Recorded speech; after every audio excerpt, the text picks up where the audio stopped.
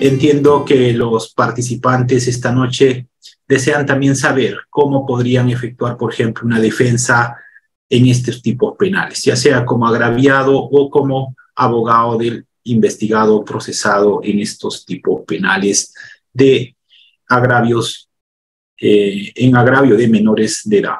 Muy bien, el tema que nos convoca, entonces, tocamientos indebidos en agravio de menores. Para esta sesión también se ha elaborado una lámina y estas láminas serán entregadas al finalizar a los que estén matriculados en este curso.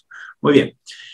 El tema que nos convoca nos lleva necesariamente a señalar lo siguiente.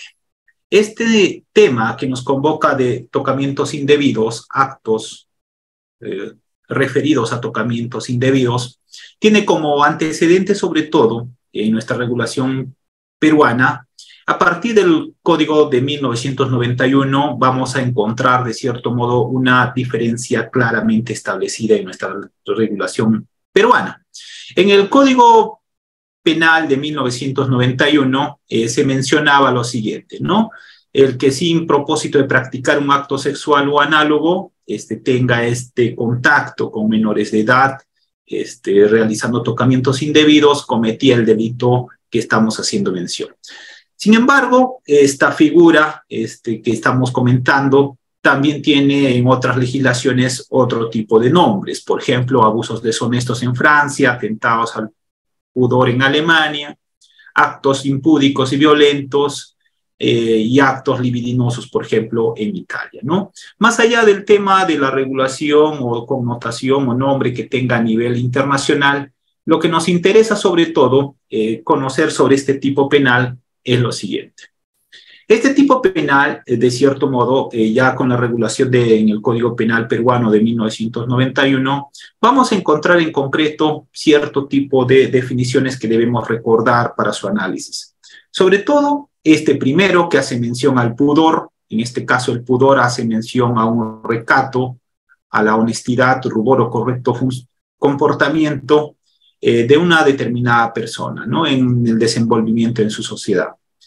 En este tipo penal que estamos comentando, tocamientos indebidos en agravio de menores, de cierto modo, lo que vamos a tener que analizar es que primero exista, de cierto modo, este tocamiento, que no tenga una finalidad de la materialización de un acto sexual, sino este tocamiento tenga como objetivo satisfacer de cierto modo una intención sexual del sujeto activo, pero que sin llegar a tener netamente la intención de lo que está previsto en el artículo 170 del Código Penal.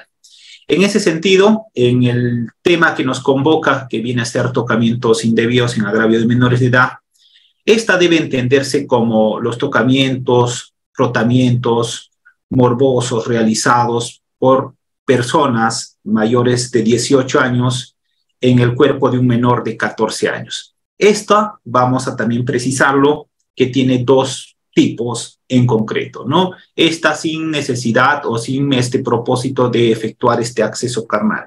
Cuando hacemos mención al acceso carnal, debemos hacer referencia sobre todo al artículo 170 del Código Penal, ¿correcto? Ahora bien, el tema que nos convoca, de cierto modo, va a tener una regulación específica en nuestro ordenamiento jurídico. Para eso tenemos que tener en cuenta, sobre todo, el artículo 176A del Código Penal. Y la forma agravada de este tema que nos convoca va a ser el 177 del Código Penal. En ese sentido, entonces, el primer tema que tenemos que analizar en este tema que nos convoca de tocamientos indebidos, sobre todo en agravio de menores, es el artículo 176A.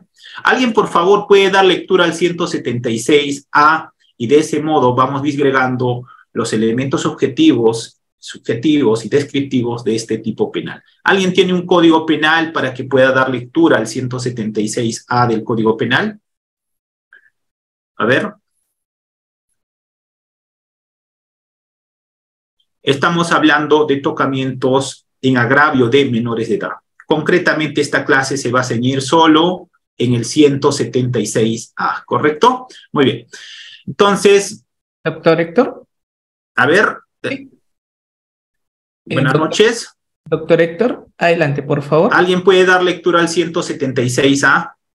Doctor Héctor, nuevamente le doy pase. Muy bien. ¿Alguien? Sí, tenemos al doctor Héctor, Ya. doctor ¿Cómo Henry. está? Buenas noches, doctor Reader, doctor, buenas noches. Voy a dar lectura al Solo al artículo 176. 176. Sí, 176A, porque ese es el tema que nos convoca el día de hoy. ¿Correcto? ok, listo. Los incisos también. El 176 es un solo tipo penal. 176A tiene tres Ah, incisos, uno, dos, tres. ya, léalo, doctor. Ok, artículo 176. Habla sobre No, 176A, ¿está 176. bien? Sí, Claro, 176A, actos contra el pudor en menores. ¿Sí? Correcto. El que sin propósito de tener acceso carnal regulado en el artículo 170 realiza sobre un menor de 14 años u obliga a éste a efectuar sobre sí mismo o tercero tocamientos indebidos en sus partes íntimas o actos libidinosos contrarios al pudor, será reprimido con las siguientes penas privativas de la libertad. 1. Si la víctima tiene menos de 7 años, con pena no menor de 7 ni mayor de 10 años. 2. Si la víctima tiene de 7 a menos de 10 años, con pena no menor de 6 ni mayor de 9 años. 3. Si la víctima tiene de 10 a menos de 14 años, con pena no menor de 5 ni mayor de 8 años. Si la víctima se encuentra en alguna de las condiciones previstas en el último párrafo del artículo 173 o en el acto tiene un carácter degradante o produce grave daño en la salud física o mental de la víctima que la gente pudo prever, la pena será no menor de 10 ni mayor de 12 años de pena privativa de la libertad. Muy bien. Entonces, el Gracias. 176, muy bien. El 176 viene a ser la regulación legal del tema que estamos comentando. Y en el 177 del Código Penal se va a establecer los agravantes en este caso en concreto. Muy bien. No vamos a detenernos en este tema porque vamos a analizar los elementos objetivos de este tipo penal. Muy bien. Ahora bien, la siguiente pregunta es lo siguiente. ¿Prescribe el delito de tocamientos indebidos en agravio de menores? Es decir, si una persona realiza un tocamiento, por ejemplo, a la nalga de una menor, ¿prescribe ese delito o no prescribe? A ver, ¿qué dicen ustedes? Los delitos sexuales en nuestro ordenamiento jurídico, por ejemplo, en este caso en concreto, tocamientos indebidos en agravio de menores, ¿prescribe o no prescribe? A ver, doctora, buenas noches. Doctora Rocío.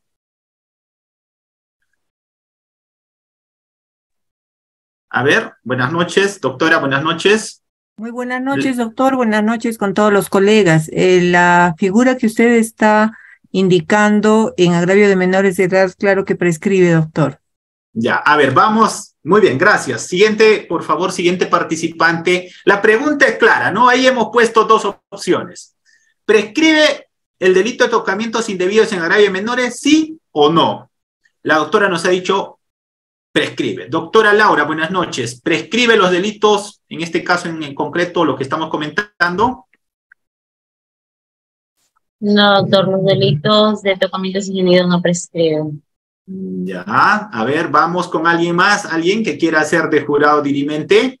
¿Prescribe los delitos de tocamientos indebidos o no? El hecho, por ejemplo, que una determinada persona ha tocado a una menor de 14 años, pongamos la nalga, o le ha tocado los senos, hace 10 años, pongamos, ¿podría prescribir o no prescribe?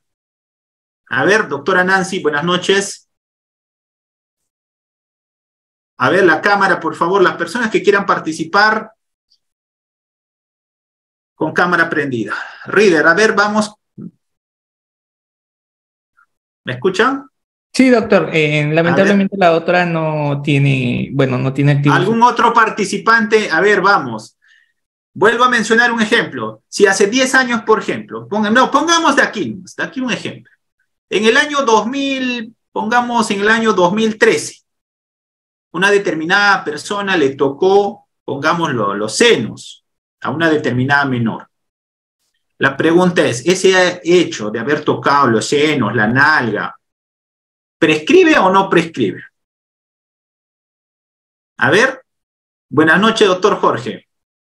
¿Qué pasaría si hoy, por ejemplo, alguien toca las partes íntimas de una menor de 14 años y de acá 8 o 10 años, ese caso podría prescribir o no? Doctor, buenas noches. Sí prescribe, Sí. doctor, al término del plazo más alto en la pena. Puede Ya, ser extraordinario muy bien. o extraordinario. Ya, muy bien. Tenemos dos posiciones, ¿no? Mira, un grupo que está mencionando que prescribe y otro grupo que dice que no prescribe. Doctor Víctor, usted va a ser el juez dirimente. A ver, doctor, ¿prescribe o no prescribe este tipo que estamos comentando?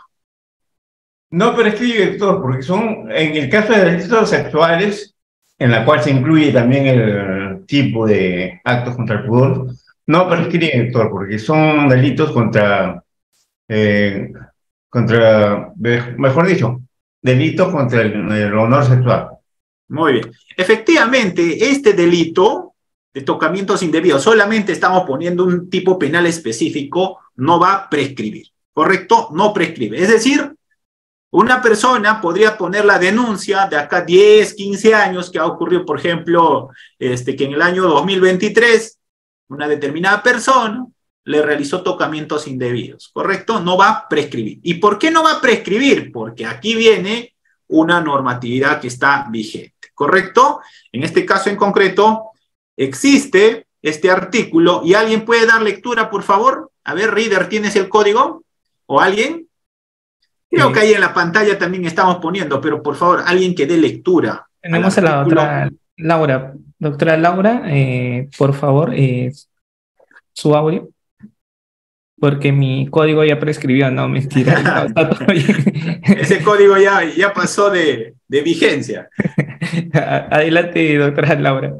Qué bueno, ya despertaron. Reader está con el código que todavía estaba de cachimbo. Ya. A ver, vamos, doctora, ¿puede dar lectura al 88? 88A. Artículo 88A. Imprescriptibilidad de la pena y de la acción penal. La pena y la acción penal son imprescriptibles en los delitos previstos en los artículos 153, 153A, 153B y 153B. Y en los capítulos 9, 10 y 11 del título 4 del libro 2 del Código Penal. Por favor, doctora Laura, ¿usted puede ubicar el capítulo 9? Capítulo 9. A ver, por favor, para que todos puedan entender. El capítulo 9. Busque el artículo 170 del Código Penal. El artículo 170 del Código Penal. Y en la parte superior va a encontrar un capítulo. A ver. Ubica, doctora. Artículo 170 en la parte superior. A ver, otro participante en su defecto. A ver, doctor Jefferson, buenas noches. Buenas noches, doctor Jefferson. Sí. Buenas noches, doctor. Bueno, ubicando el artículo 170, el capítulo 9 es violación de la libertad sexual. Correcto. Quería hacer un pequeño comentario respecto de la lectura que dio el colega anteriormente. El artículo solamente identifica un solo párrafo. Entonces, claro, el 176A, eso es el único. Oh, claro, es único. Sí, estamos hablando solo el día de hoy del 176A, ¿correcto? No, sino que creo que, bueno, si no me equivoco, creo que ha dado lectura al tipo penal, pero ya anterior, pues no antes de la que ha sido modificada del 91. En el 2018. Claro. No, ya, vamos a precisar para que quede claro, vamos a precisar que el 176A tiene un solo párrafo a la fecha, tiene un solo párrafo, ya. El anterior tenía varios párrafos donde se disgregaban las penas, ya, con esa precisión. Muy bien, ahora estamos en el tema de la imprescriptibilidad, ¿correcto? Ya hemos dicho que este tipo de delitos, como tocamientos indebidos en agravio de menores, no prescribe. Es decir, de acá 10, 15 años, si sigue vigente esta ley que voy a mencionar, podrían investigarte, procesarte y si te encuentran responsable, sancionarte por este delito de tocamientos indebidos. Pero aquí viene un tema.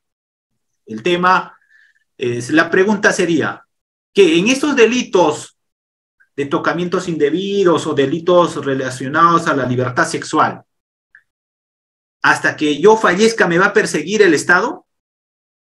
¿Sería constitucional de que el Estado me persiga hasta el día que yo muera? A ver qué piensan ustedes. Si estamos diciendo que todo el Estado tiene un determinado periodo para perseguir los delitos, ¿correcto? Por eso existe el tema de la prescriptibilidad, ¿correcto? En este tipo de delitos que tienen que ver sobre todo con la libertad sexual o indemnidad sexual, el legislador, en este caso, incluso esta norma que se ha expedido y que lo vamos a poner más adelante, señala y hace esta modificatoria de este artículo 88A, incluye y señala que en delitos de libertad sexual o indemnidad sexual, que en este caso, por ejemplo, de tocamientos indebidos se va a proteger la indemnidad sexual, no hay prescriptibilidad. Es decir, la Fiscalía podría investigar a una persona de acá 10 años, 15 años, 20 años, siempre y cuando esté vigente esta norma que lo vamos a señalar, que viene a ser justamente esta ley que a continuación voy a mencionar. ¿Correcto? A ver, ¿qué viene a ser? ¿Dónde está? A ver.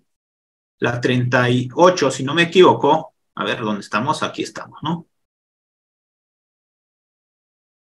La 38, no, la 30.838. Muy bien, 30.838. Esa viene a ser la ley que a la fecha existe y con el cual se establece que no existe prescriptibilidad para este tipo penal. Muy bien, ahora bien, otra pregunta para este caso en concreto que que estamos desarrollando. ¿Puede aplicarse procesos de simplificación procesal en este tipo de delitos, como por ejemplo en tocamientos indebidos en agravio de menores? ¿Qué dicen ustedes? ¿Puede o no aplicarse, por ejemplo, una terminación anticipada? ¿Puede o no aplicarse, por ejemplo, una conclusión anticipada en este tipo penal? A ver, por favor, la persona que está con Galaxy A21, pero que prenda la cámara. Estimado participante, pueden cambiar su nombre a través de lo que es, a ver, ¿cuál será su nombre? Por favor, de Galaxy, puede decirme su nombre ahí en el chat para cambiar el nombre en ese momento para que el doctor sepa a quién está dirigiéndose, por favor. Por favor, ¿nos puede indicar su nombre, doctora? Buenas noches. Ya, se llama, su nombre es Lola, Lola Celi.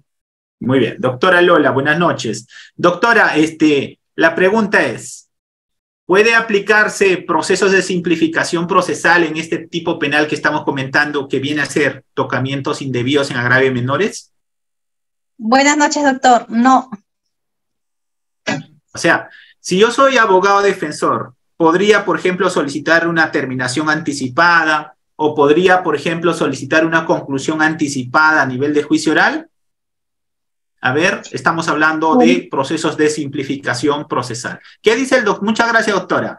¿Qué dice el doctor Iván? Buenas noches, doctor. ¿Doctor Iván? Doctor, buenas noches. ¿Se me escucha? Sí, adelante. Sí, si bien es cierto, doctor, la norma ya prohíbe, pero sin embargo, la Corte Suprema, por ejemplo, en una conclusión anticipada, sí está permitiendo solo la conclusión anticipada, por ejemplo, en caso de cadena perpetua, están dando 35 años, así se está aceptando. No, pero estamos en el tema concreto, que viene a ser tocamientos indebidos en agravio de menores, no en otro tipo penal, ¿no? Estamos en tocamientos indebidos, vamos a adelantar, no va a haber cadena perpetua, va a haber pena entre 9 a 15 años, ¿correcto? Sí, pero la norma establece que en general para todos los delitos de sexuales que no procede, dice la norma. Correcto, muy bien. ¿Todos están de acuerdo entonces de que no se puede aplicar procesos de simplificación procesal? Por ejemplo, si usted es un abogado recién egresado de la universidad, tal vez le contratan para sus servicios profesionales en este tema, no comete ese error, ¿correcto? No va a proceder porque existe una prohibición normativa. No se da terminación anticipada ni conclusión anticipada en este tipo de delitos que estamos comentando. Muy bien. Otro tema que queremos también precisar y luego vamos a desarrollar los elementos objetivos y descriptivos es lo siguiente. Esta prohibición de que no pueda aplicarse beneficios penitenciarios, no pueda aplicarse simplificación procesal, está establecida en esta ley, 30.838. Esta ley 30.838 señala de la improcedencia, la terminación anticipada y la conclusión anticipada. Y hace mención concretamente a este capítulo 9 que dio lectura a una de sus compañeras el día de hoy, que hace mención, entre otros, a delitos de violación sexual, y también dentro de ese grupo se encuentra pues este tipo penal que estamos comentando el día de hoy, que viene a ser tocamientos indebidos en agravio de menores. Muy bien. Segundo, ¿los tocamientos indebidos pueden realizarse entre personas del mismo sexo o tiene que ser de sexo opuesto? A ver, ¿qué dicen ustedes? Necesariamente, para que exista el delito de tocamientos indebidos, ¿tiene que ser el sujeto activo de sexo opuesto o pueden ser ambos del mismo sexo? ¿Qué pasaría, por ejemplo, si una dama de 20 años le toca a una niñita de 13 años sus partes íntimas? ¿Se configuraría el delito de tocamientos indebidos en agravio de menores? A ver qué dicen. A ver, vamos con los demás participantes, ¿ya? Vamos con la doctora Ariana. Ariana, buenas noches. A ver, doctora Ariana, buenas noches. Buenas noches. Sí. ¿Me puede escuchar? Sí, le escucho, doctora. Ok. Sí, como se comenta, no hay ningún inconveniente con el tipo del sexo. En sí, en el Código Penal especifica que tiene que ser acceso carnal vía bucal, anal o vaginal, pero en ningún momento especifica que tiene que ser en ningún sexo y tampoco tiene que ver la edad de la persona que está violentando, ¿no?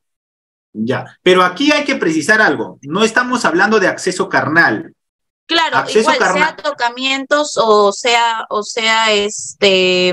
violación, es de igual manera. Un hombre puede tocar a otro hombre o una mujer puede tocar a una mujer o cualquiera sea el sexo, no importa. Muy bien, muy bien. Solamente para precisar, estamos solamente hablando del tipo penal del 176A, ¿correcto? No estamos hablando del 170.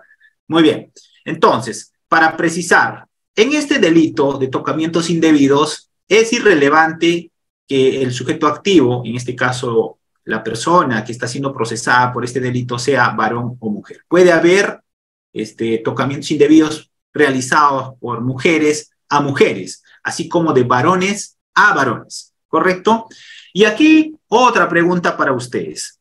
¿Constituiría tocamientos indebidos, por ejemplo, el hecho de hacer sugilaciones, es decir, realizar chupetones, por ejemplo, a mi menor hijo?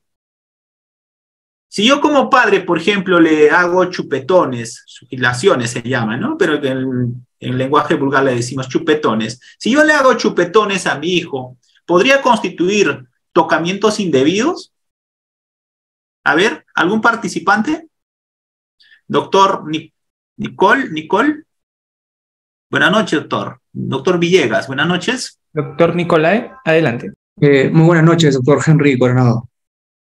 Bueno, tengo entendido que, bueno, el ejemplo no está tan claro, ¿no?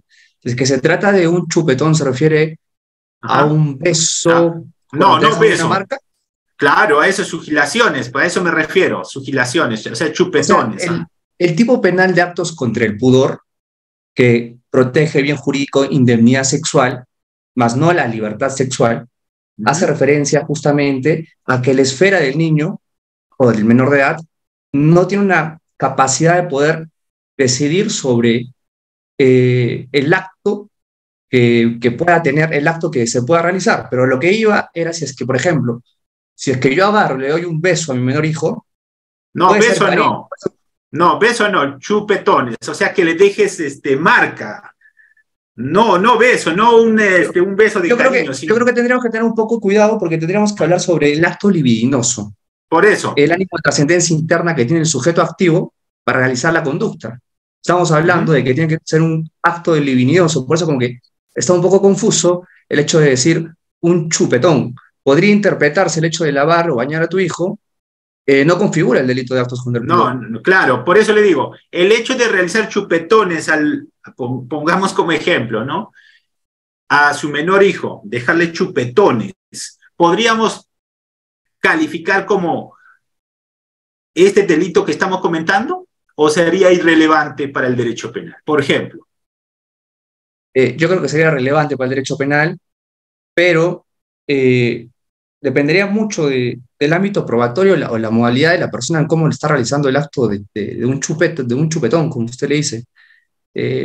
Para mí podría constituir actos contra el pudor, si es que tiene un carácter libidinoso. Sin embargo, si yo empiezo a besar a mi hijo, le dejé un CML, me bota que le he dejado tipo como una escoriación, una pequeña marca, no constituiría acto libidinoso si fuese demostrado que fue con cariño, o fue, no sé, pues depende del contexto, en una fiesta, en su cumpleaños. Si fuera, ya, agreguemos algo a ese ejemplo. Si fuera reiterativo esos chupetones que le deja, pongamos, usted es la mamá, ¿correcto? Y ve pues que a su hijito, su papá le deja chupetones, acá sugilaciones se llama, ¿no? Y marcas en el cuello, en el pecho, no sé. ¿Podríamos calificar o encuadrar dentro de este tipo penal que estamos comentando? A ver, otro compañero, a ver, muchas gracias, doctor. A ver, taller de dogmática en derecho, no sé cuál será su nombre del doctor. Participantes cambien su nombre, si no, lamentablemente. A ver, pongan su nombre para que de ese modo podamos identificar. Tenemos al doctor Edgar, pero tener también activas sus cámaras. Adelante, doctor. Puede continuar. A ver, ya. ¿No tiene? Ya, otro participante, el que tenga cámara. En ese ejemplo que estamos poniendo, ¿podría Henry o no?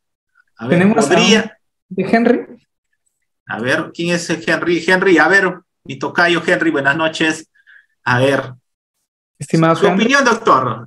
¿Podríamos calificar como tocamientos indebidos ese hecho que estoy poniendo? Dejarle chupetones. Sí, claro, la sugilación. Deberíamos saber el contexto. Yo creo que en sano juicio un padre, como se lo mencionaba, no le realizaría chupetones ni en el cuello, y mucho menos en el cuerpo, en el pecho, en los brazos. Si uno tiene ese sentido común, es ilógico realizar esos actos. Entonces, por ahí podría ser de que sí sería considerado el delito, doctor. Muy bien. A ver, ¿tendría connotación sexual o no, por ejemplo, dejar esos chupetones, ¿no? En estas sugilaciones se llaman, ¿no? En sí es el doctor Víctor, usted que tiene tal vez mayor experiencia que mi persona, se llama sugilaciones, ¿no, doctor? Doctor, con todo respeto, si bien es cierto, es más experimentado que yo en esas líderes, pero... No, en el término, doctor, sugilación se llama, ¿no? Sí, sí constituye un acto libidinoso, por cuanto un padre, si bien es cierto es cariñoso, no da para tanto, no da para dejar moretones, ni mucho menos esas escoriaciones, esos actos que no merecen, pues, de un padre. Sí constituyen para mí. Sí constituyen. ¿Por qué les digo esto? Porque yo tuve en la práctica un caso que les estoy comentando. Incluso el señor se fue preso. Claro, esto va a tener que probarse, pues más allá de lo que estamos diciendo, en el aspecto probatorio tendremos que demostrar que esta acción que realizaba el señor, o señora, también puede ser la mamá también, ¿no? O cualquier otra persona, tiene que haber realizado con dolo. ¿Correcto? Esta tiene connotación sexual.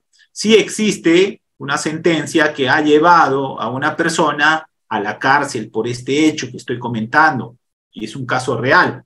Muy bien, tiene connotación sexual. Entonces, una forma de poder evitar involucrarse en este delito es no realizar ese tipo de actos, ¿correcto? Uno por cariño le puede abrazar a su hijo, puede darle besitos, pero no pues sugilaciones, no dejarle esas manchas como chupetones que se le llama en el lenguaje vulgar, ¿correcto? Sí hay sentencia de ese caso, estimados amigos. Muy bien. Ahora bien, en este caso en concreto no va a haber tentativa, ¿correcto? En este delito no va a haber tentativa. Eso sí ya vamos adelantando. Vamos a continuar. Entonces, en la tipicidad objetiva, lo que vamos a encontrar en este delito es lo siguiente. Primero, en el delito contra actos contra el pudor de menores, el agente, que puede ser un varón o una mujer, pero tiene que ser una persona mayor de 18 años, sin propósito de tener este acceso carnal o la intención de realizar un acceso carnal sexual o análogo, realiza sobre un menor de 14 años, que puede ser varón o mujer, el menor de 14 años, tocamientos indebidos en sus partes íntimas, ¿correcto? O actos libidinosos, eróticos o contrarios al pudor o la decencia, ¿correcto? En este caso en concreto, entonces, la tipicidad de este tipo penal se configura cuando este agente, sin tener propósito de tener acceso carnal o intención de realizar este acceso carnal, realiza sobre un menor estos tocamientos. Tiene que haber un acercamiento. No puede decir, tenía la intención de tocar, ¿correcto? Aquí no hay tentativa. Aquí va a haber, sí o sí, la materialización del tipo penal. Ahora, en este tipo penal no es necesario que exista la violencia o la amenaza para someter a la agraviada o agraviado para que pueda realizar el tocamiento a sus partes íntimas, ¿correcto? El elemento material, en este caso en concreto, es que no exista este propósito de tener acceso carnal con la víctima. Si existe el propósito de acceso carnal, ya estaremos en otro tipo penal, ¿no? En este caso en concreto estaremos en el delito de violación sexual, ¿correcto? Aquí, el sujeto activo, es decir, el agente, puede ser cualquier persona. Puede ser un varón, puede ser una mujer, pero lo que se requiere es que este agente, este sujeto, sea mayor de 18 años. El sujeto pasivo va a ser también una persona, pero en este caso, esta persona debe ser una menor o un menor de 14 años, ¿correcto? En este caso en concreto, la edad cronológica es determinante para poder establecer en este caso estos tocamientos indebidos en agravio de menores de edad. Muy bien. Aquí lo que se va a proteger como bien jurídico en el delito de tocamientos indebidos, concretamente en el artículo 176A, es la indemnidad sexual. Recordemos que en los delitos sexuales existen dos tipos de bienes jurídicos, ¿correcto? Libertad sexual para aquellos que tienen más de 14 años y menores de 18 años, pongamos como ejemplo ese punto, y para los que tienen menores de 14 años se protege el tema de la indemnidad sexual, que significa que está prohibido tener acceso carnal o contactos sexuales con menores de edad debido a que aún no han alcanzado el desarrollo psicológico y biológico, ¿correcto? Por eso el bien jurídico protegido en este tipo penal concreto del 176A viene a ser la indemnidad sexual y no la libertad sexual. Ahora bien, en el artículo 176A del Código Penal vamos a encontrar, si nosotros disgregamos un poco este tipo penal, vamos a encontrar lo siguiente. Primero, va a haber o es necesario que exista tocamientos indebidos en menores de edad, es decir, en menores de 14 años, pero tocamientos indebidos en sus partes íntimas, ¿correcto? En este caso en concreto, nosotros tendríamos que identificar cuáles son las partes íntimas. A ver, si yo pusiera esta pregunta, si yo dijera, por ejemplo, que le ha tocado la pierna de una menor de 14 años, ¿estaríamos o no dentro de este tipo penal que estamos comentando del 176A? Si alguien toca la pierna de una menor pierna, ¿estaría o no calificada dentro de este tipo penal del 176A? ¿Algún voluntario? A ver, ¿o es necesario que exista un tocamiento indebido de algo específico, como por ejemplo la nalga, como por ejemplo el muslo, como por ejemplo los senos, u otra parte del cuerpo de una menor o menor de 14 años? A ver, vamos pero veo que sus cámaras están apagadas, por tanto no le vamos a dar micrófono, ¿correcto? Tiene que haber cámaras prendidas. Vamos con Luis. Doctor Luis, buenas noches. Si alguien tocara, por ejemplo, la pierna de una menor o un menor, ¿estaría configurado el tipo penal? Buenas noches. ¿Sí me escuchan, no? Sí, adelante. Pienso que tocamiento en la pierna, bueno, en el muslo calificaría como como un acto libidinoso, ¿no? Ya, pero si alguien le tocara la pierna. Más que el primer inciso, creo que dio un ejemplo al subdividir las conductas del tipo del 176. Ya. Había uno de acto libidinoso que creo que más encaja en ese supuesto, ¿no? Ya. ¿Y por qué es importante esto? Porque cuando vamos a nosotros estar en un caso de esta naturaleza, en delitos de tocamientos indebidos en agravio de menores, recuerden que esta se va a dar en prueba anticipada, es decir, va a darse en una sola audiencia donde va a estar presente el juez, el fiscal, el abogado defensor. Y es importante, por ejemplo, que se le haga esas preguntas específicas, por ejemplo, en qué parte de su cuerpo en concreto le realizó los tocamientos. ¿Qué pasaría si la menor o menor de 14 años indica, a mí me ha tocado la pierna? Y el abogado le dice que nos precise, poniéndose de pie, qué parte específica de su cuerpo la menor o menor considera que es su pierna. Entonces, si la menor se agarra a esta parte de la pantorrilla, esa parte, la pregunta sería, ¿estaríamos dentro del tipo penal de tocamientos indebidos? A ver.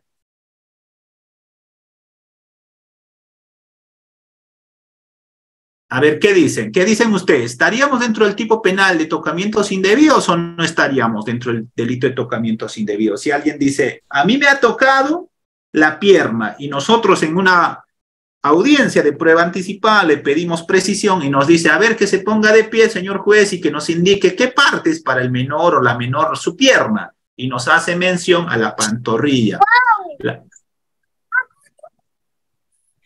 ¿Constituiría delito o no? A ver, vamos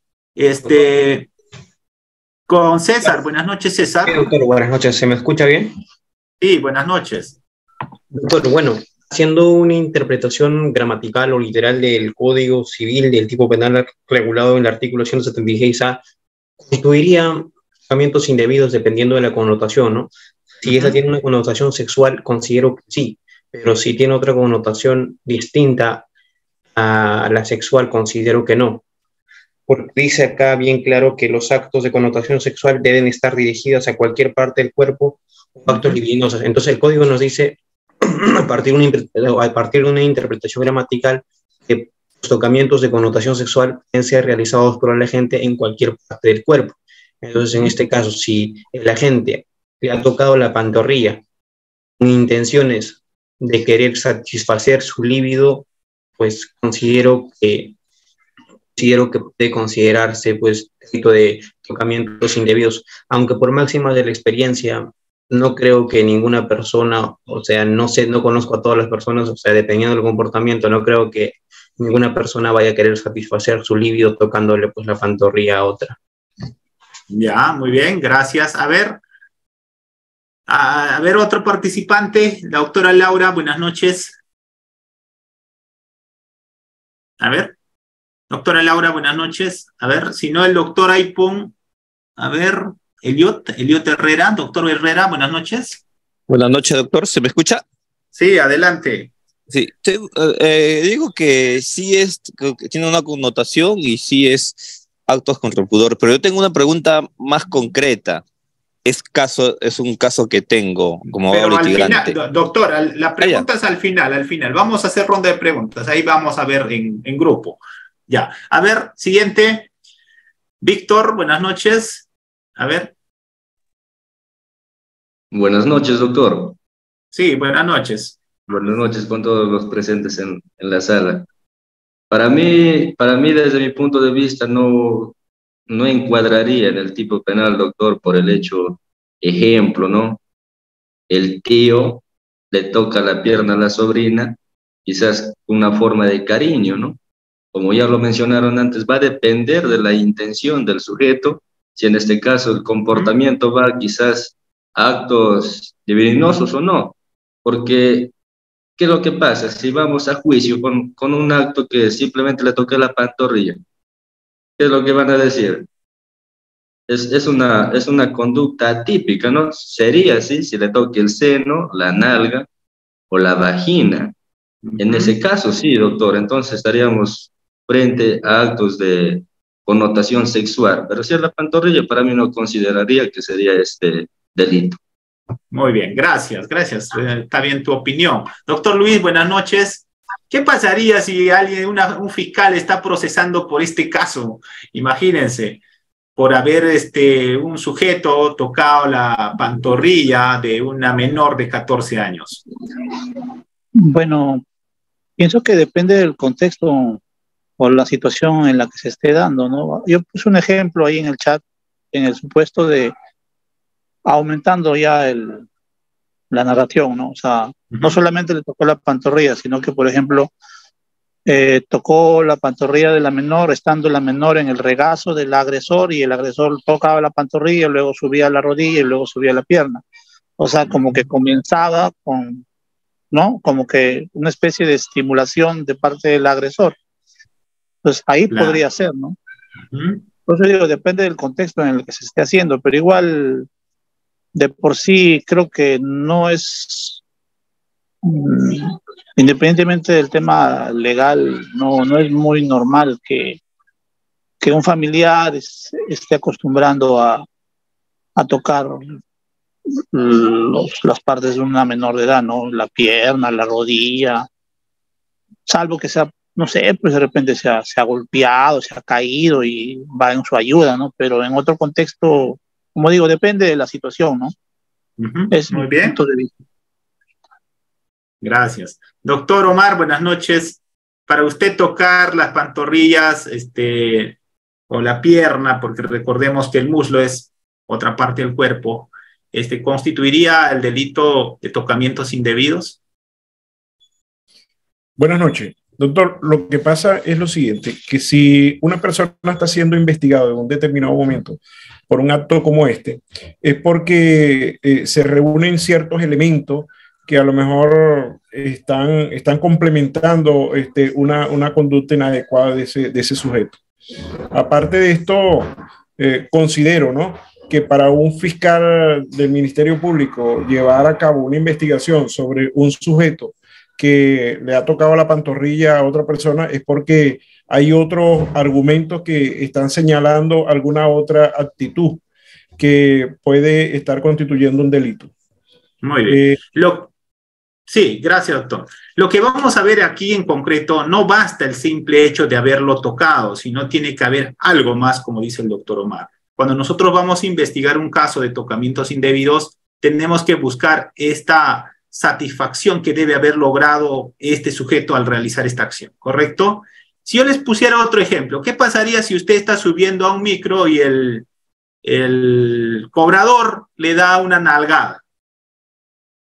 Y el menor, en este caso tiene un menor, pongamos 13 años o 14 años, que está subiendo a un micro en la época escolar.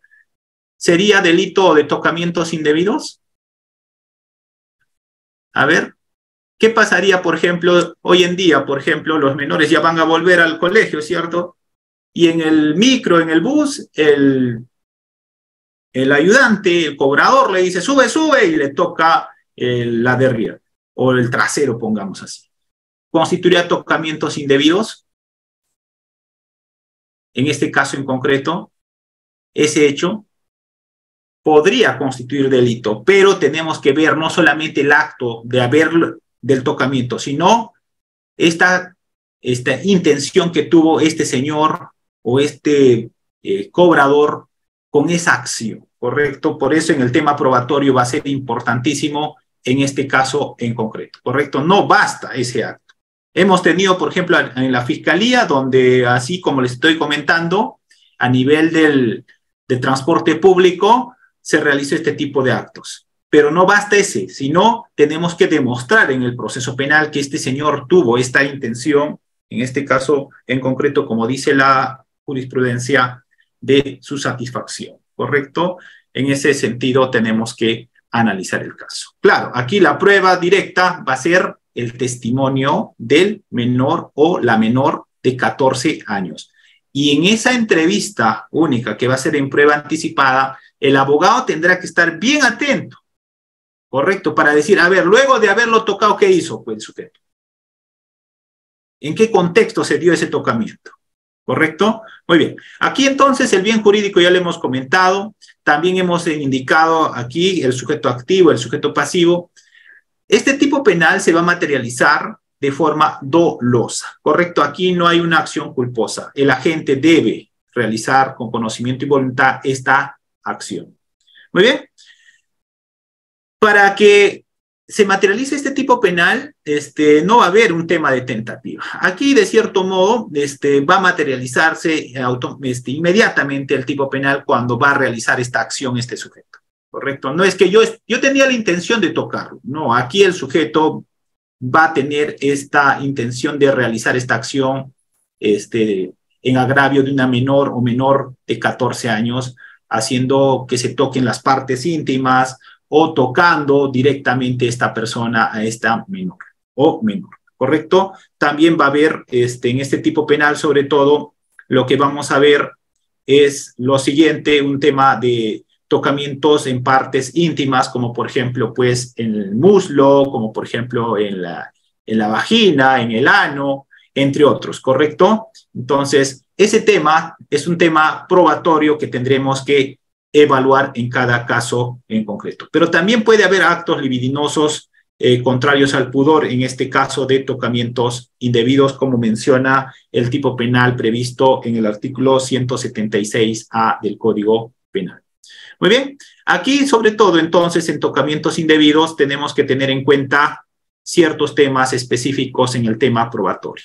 No basta la declaración de la menor o menor para poder sancionar a una determinada persona con una pena tan grave como es de 9 a 15 años. En este tipo penal, si bien la prueba madre es el testimonio del menor, sin embargo, esta tendrá que corroborarse con datos periféricos. Creo que desde mi punto de vista personal, lo más importante es ver en el aspecto periférico si existe o no esta coherencia de la narración que brinde este menor en cámara Gesell, ¿correcto? Por ejemplo, en este expediente 186-2016 ya se estableció que para que se materialice este tipo penal de tocamientos indebidos previsto en el 176A, tiene que haber una satisfacción erótica, en este caso del sujeto activo, ¿correcto? Con esta acción que realiza en agravio ¿de quién? Del menor de 14 años. También vamos a encontrar otra jurisprudencia que viene a ser esta, el recurso de nulidad 2013-2017 Lima Este, tocar partes íntimas del menor con intención de penetrarla no va a ser tocamientos indebidos, sino va a ser violación sexual, ¿correcto? Tentativa de violación sexual. Entonces, en la gran mayoría de casos que vamos a ver, sobre todo aquí en tocamientos indebidos, tenemos que tener en cuenta esta intención del agente, ¿correcto? Tenemos un caso, por ejemplo, hoy en día donde una persona ha denunciado tocamientos indebidos, una persona de 70 años, diciendo que le ha tocado a otra persona, casi de su edad, cuando estaban paseando en la calle. La pregunta es, ¿el hecho de que una persona le dé una nalgada a otro en la calle, pongamos, podría constituir tocamientos? Claro, hay tocamientos, tocamientos o actos de connotación sexual o actos libidinosos sin consentimiento que está previsto en el 176 para mayores de edad, ¿correcto? Pero hoy no estamos analizando ese tema. Hoy solamente estamos analizando el 176A.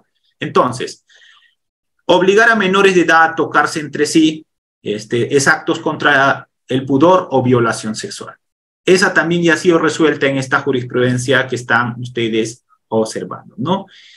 También en esta jurisprudencia referida sobre todo a la 50-50-2006, hace mención al elemento objetivo que requiere este contacto corporal en tocamientos indebidos. Aquí tiene que haber, de cierto modo, una intención del sujeto activo, como ya mencioné, al realizar esta acción concreta. También vamos a encontrar en este pleno jurisdiccional del 2007 que este contacto directo tiene que existir entre el agresor y la víctima debe ser una menor de 14 años. Ahora bien, ¿cuál es la carga de la prueba en este caso en concreto? En este tipo penal de tocamientos indebidos, como ya lo mencioné, la carga de la prueba primero estará en fiscalía, pero vamos a encontrar una prueba directa que tendrá que pasar por una verificación de nivel de probabilidad, en este caso de su testimonio. Esa garantía de su testimonio va a pasar justamente con este acuerdo plenario que en el Perú existe, que viene a ser el acuerdo plenario 2-2005. Y ese testimonio del menor o menor, puede ser un varón o menor, mujer, como hemos dicho, menor de 14 años, tiene que pasar en estos delitos a través de prueba anticipada. ¿En qué momento, entonces, como fiscalía, tengo que pedir una prueba anticipada para tocamientos indebidos? Desde mi punto de vista personal, cuando el fiscal tome conocimiento del hecho, aperture diligencias preliminares, debería pedir como un acto de investigación inmediato una prueba anticipada. Desde mi punto de vista, ese acto de investigación no puede ser a través de una entrevista. Tiene que ser con prueba anticipada para que en una sola sesión, en un solo acto, ante un juez de investigación preparatoria, pueda narrar el hecho concreto el menor agraviado. En este caso, con presencia de abogado defensor, con presencia del fiscal, con presencia del juez. Y en esa diligencia, el abogado tendrá la oportunidad, sobre todo, de contraexaminar al menor que está como agraviado. En este caso en concreto, sobre todo, es importante saber, sobre todo, qué parte específica de su cuerpo le ha tocado. En esta entrevista en cámara Gesell, los psicólogos que le realizan las preguntas a los menores que son agraviados en este delito no deben sugerir, es decir, no deben darle una respuesta anticipada para indicar, por ejemplo, que le ha tocado cierta parte de su cuerpo. No puede hacer, por ejemplo, el psicólogo una pregunta sugestiva. Si el psicólogo realiza una pregunta sugestiva, debería ser materia de objeción por parte de la defensa respecto a esa pregunta. Por ejemplo, no podría indicar el psicólogo entrevistador del siguiente modo: ¿es cierto, niñito o niñita o adolescente, que el señor X te ha tocado en los senos? No podría hacer ese tipo de preguntas. Tendría que hacerle preguntas abiertas, como por ejemplo, ¿qué parte de tu cuerpo te ha tocado? ¿Cuántas veces te ha tocado? No debería hacer preguntas que lleven a una respuesta sugerida o anticipada a lo que va a mencionar el menor. Si son menores, por ejemplo, de 10 años, lo que hacen los psicólogos es primero que se grafique a esta persona, hacen que lo dibuje y luego lo hacen identificar, por ejemplo, qué partes se aprecia en el dibujo y luego lo señala, que indique específicamente en qué parte específica de su cuerpo, de ese dibujo, le realizó los tocamientos. ¿Correcto? Entonces, en el aspecto probatorio, esto es importantísimo. Hemos mencionado al inicio que en los tocamientos indebidos, al igual que en otros delitos sexuales, hoy en día no existe la prescriptibilidad. Es decir, pueden investigarte de acá 5, 10, 15, 20 años, mientras esté vigente esta norma que hemos mencionado. Pero lo más importante es también el aspecto probatorio. Para el aspecto probatorio, entonces, en este tipo penal tenemos que recabar otros datos distintos al testimonio del menor. Dentro de ese grupo de actos que vamos a realizar como fiscalía, sobre todo, si vamos a imputarle a una determinada persona, tendremos que tener, sobre todo, entre otros, lo siguiente. Primero, el testimonio o manifestación del menor, pero este testimonio o manifestación del menor debe ser en cámara Gesell como prueba anticipada.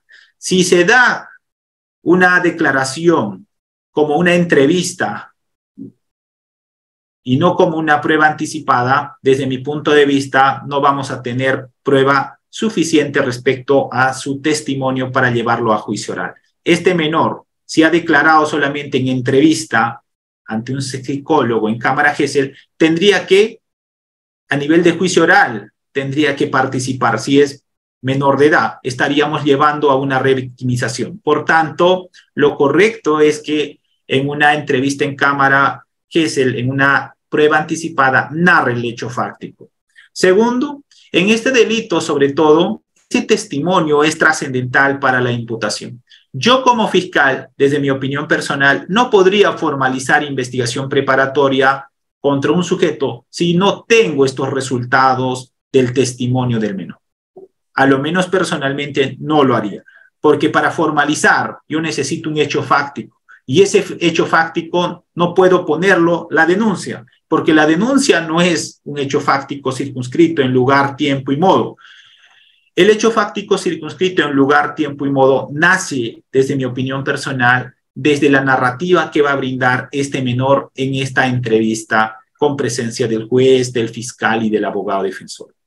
También otros datos que debemos llevar, sobre todo en este tipo penal, viene a ser el certificado médico forense, ¿no? Este certificado médico legal. Creo que ya en otras clases les he explicado cómo se debe cuestionar este tema en concreto. En tocamientos indebidos no vamos a tener lesiones. Aquí no vamos a tener, como en violación sexual, por ejemplo, cierto tipo de lesiones que se evidencien. No, no va a haber. Pero lo más importante, además del tema del reconocimiento médico legal, va a ser la pericia psicológica. Y la pericia psicológica, de cierto modo, va a extraerse justamente de esa entrevista que se hizo como prueba anticipada con presencia de un juez de investigación preparatoria. La pericia psicológica es importantísima, sobre todo para establecer el daño que pudiese haber tenido a consecuencia de esa acción el menor. La pericia psicológica también sirve para establecer la reparación civil, ¿correcto? Pero también queremos precisar lo siguiente. No en todos los casos los agraviados por este delito van a presentar afectación emocional, ¿correcto? No todos. Esto va a depender a diversos factores que pueden variar. Entonces, si nosotros como abogados tenemos un caso donde la pericia psicológica indica que no existe afectación emocional, esto no implica que no se ha cometido el delito, ¿correcto? La pericia psicológica también es otro dato periférico que va a corroborar sobre todo la manifestación que pudo haber brindado este menor en la entrevista en cámara Gesell como prueba anticipada. También en este delito, sobre todo, puede ser que existan testigos presenciales, pero también puede haber testigos indirectos. Testigos presenciales, aquellos que han observado directamente ese suceso. Alguien que vio, por ejemplo, que el sujeto activo realizó esta acción. Pero también puede haber testigos indirectos, como por ejemplo en el ejemplo que hemos puesto al inicio, donde el padre le realiza los chupetones a su hijo, ¿correcto? Y de pronto esto se dio cuenta la mamá y luego denunció. La mamá no vio directamente esta acción que realizó el padre hacia su hija o su hijo, pero luego se dio cuenta de esta acción cuando alguien le contó, por ejemplo, la menor, o cuando, por ejemplo, lo vio al momento de bañarlo, entre otros, ¿correcto? Entonces, puede haber testigos presenciales y testigos referenciales que sirvan para complementar y probar el hecho fáctico. También, en este caso en concreto, podemos presentar pruebas documentales, por ejemplo, una grabación fílmica, por ejemplo, podemos presentar vistas fotográficas. Estas también servirán como datos periféricos para probar el hecho de la manifestación dada por el menor en esta entrevista en cámara Gesell.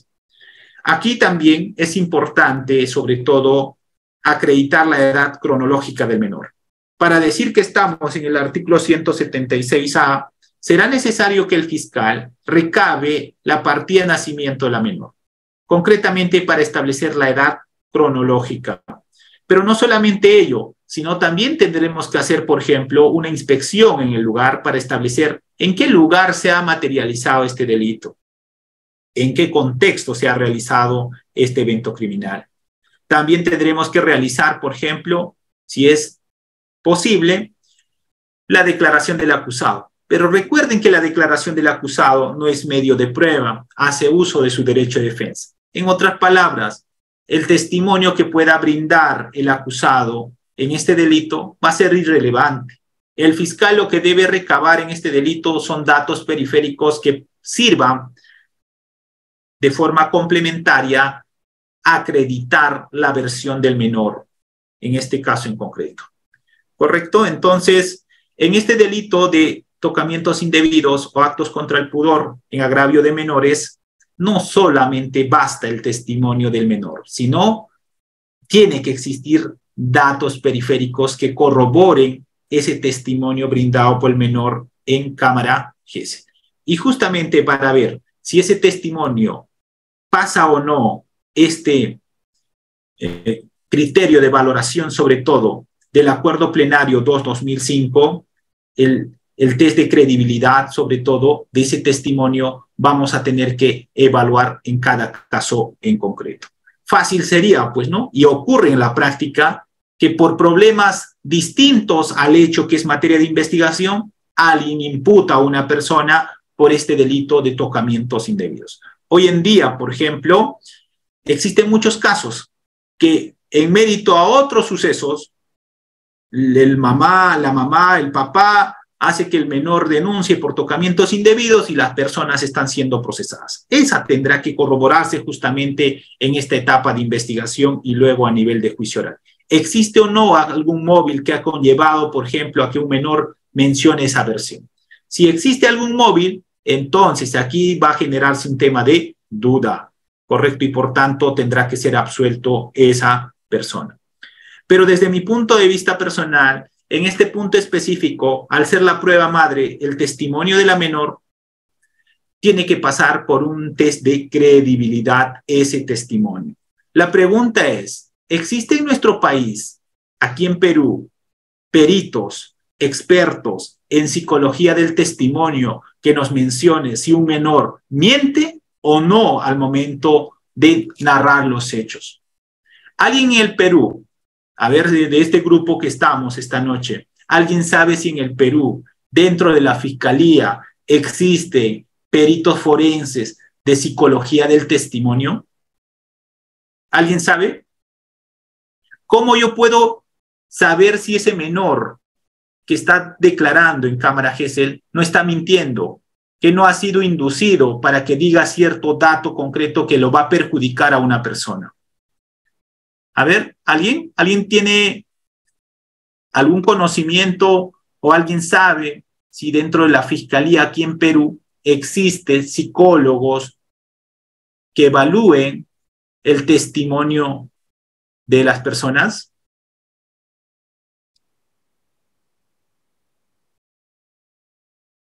A ver, doctor Víctor, buenas noches. ¿Sabe algo, doctor, si existen peritos expertos en psicología del testimonio? No, no existen. Durante el tiempo que yo vengo litigando, no he tenido ningún caso de esta naturaleza en la cual el psicólogo o el perito es experto en esa clase de materias. ¿Y qué debemos hacer entonces? Si nosotros sabemos que no existe psicólogos expertos en psicología del testimonio, ¿qué hace usted para generar duda en un caso así, doctor? ¿Tuvo la oportunidad de defender algún caso, doctor, de esta naturaleza, de tocamientos indebidos? Particularmente no, pero he tenido conocimiento en otros colegas de que ha existido esa duda. Para tratar de esa duda es necesario que el psicólogo sea un poco más especialista, experto, tener años de experiencia, y sobre la máxima de experiencia que utilice puede crear cierta duda.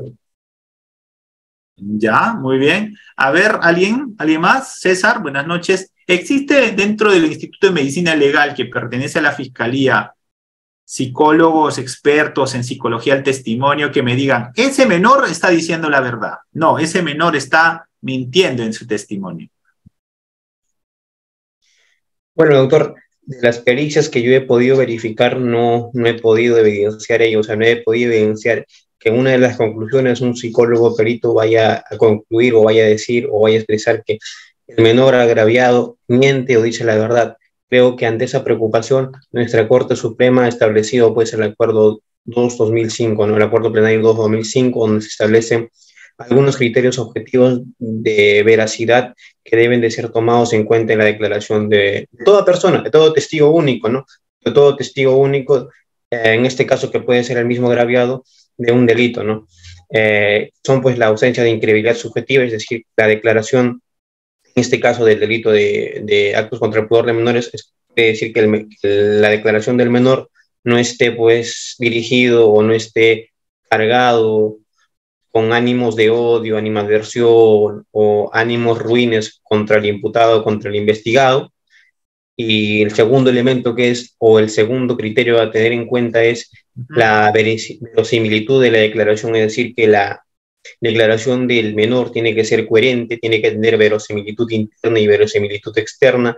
Con la verosimilitud externa nos estamos refiriendo básicamente a que la declaración del menor, aparte de ser coherente, debe de ser corroborado con elementos periféricos probatorios. Y por último tenemos pues la persistencia en la incriminación, es decir, que la incriminación que el menor vaya a hacer tiene que ser sólida.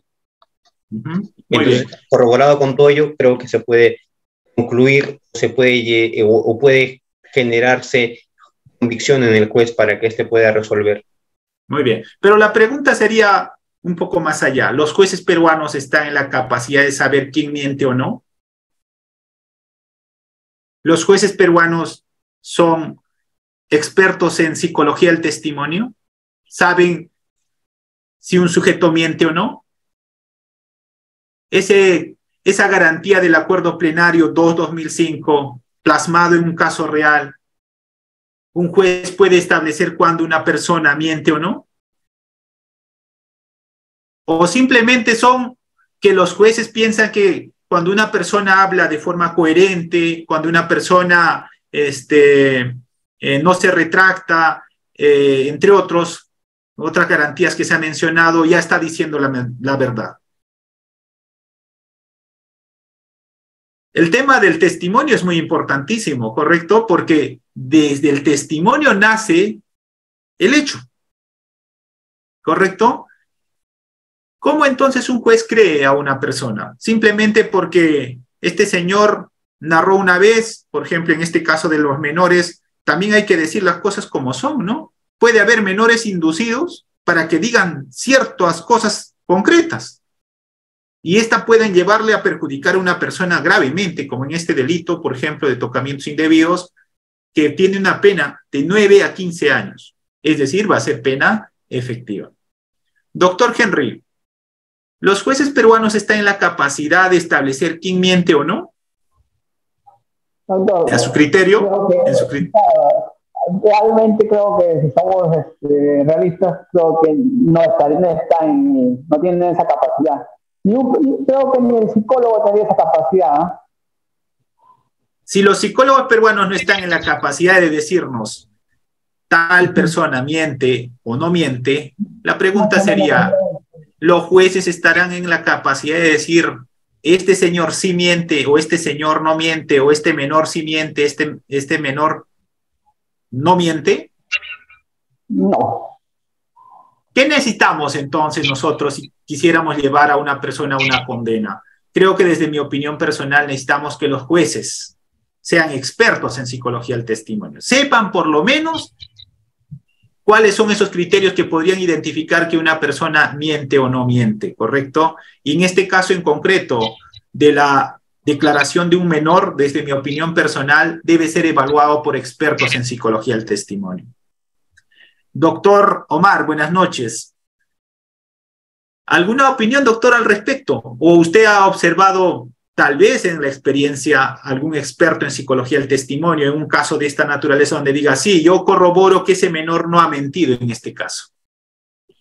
Doctor, por mi experiencia, yo pienso que los jueces a lo mejor no tienen la especialidad de psicología del testimonio, pero sí, a la medida de que va desarrollándose a nivel profesional, se desarrolla esa habilidad que en un determinado momento el juez pudiese llegar a solicitar el soporte de un experto.